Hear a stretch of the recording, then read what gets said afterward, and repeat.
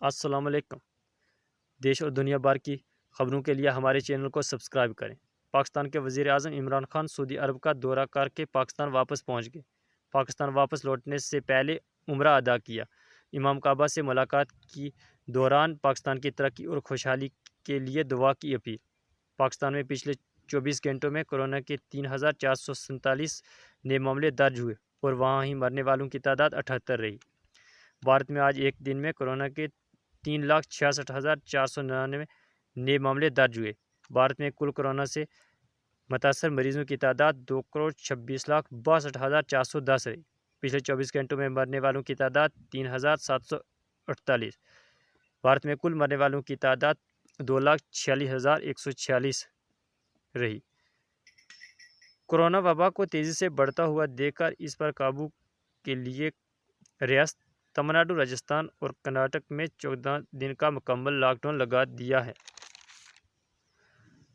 ملک کے دیہی علاقوں میں کووڈ کے اضافے پر کانگریس کے لیڈر راہل گاندھی نے نریندر مودی کی مرکز حکومت پر صورتحال سے نمٹنے کی ناکامی کا الزام عائد کیا۔ انہوں نے کہا کہ دیہات میں رہنے والے لوگوں کو نریندر مودی سرکار نے خدا کے رحم و کرم پر چھوڑ دیا ہے۔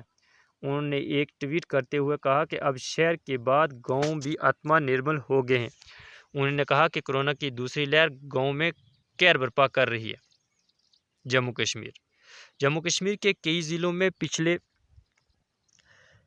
اتوار کو ویکسین کی کمی دیکھنے کو ملی، جس کی وجہ سے جموں سمیت کئی ضلعوں میں ٹیکہ کرن نہیں ہوا۔ جموں کشمیر میں جاری لاک ڈاؤن کے باوجود بھی کورونا کیسز میں اضافہ ہو رہا ہے۔ پچھلے 24 گھنٹوں میں جموں میں 1,770 نئے معاملے اور کشمیر میں 3,420 معاملے سامنے آئے۔ جموں میں 32 اور کشمیر میں 22 لوگوں کی موت ہوئی۔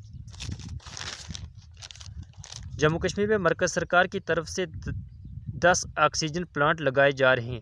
لیفٹیننٹ گورنر نے پلانٹ لگانے کے لیے سبھی قسم کے سول ورک کو جلدی کرنے کو کہا ہے تاکہ پلانٹ لگانے میں کسی طرح کی پریشانی نہ آئے۔ کورونا وائرس لگاتار بڑھتا جا رہا ہے۔ اس کو دیکھتے ہوئے لاک ڈاؤن کو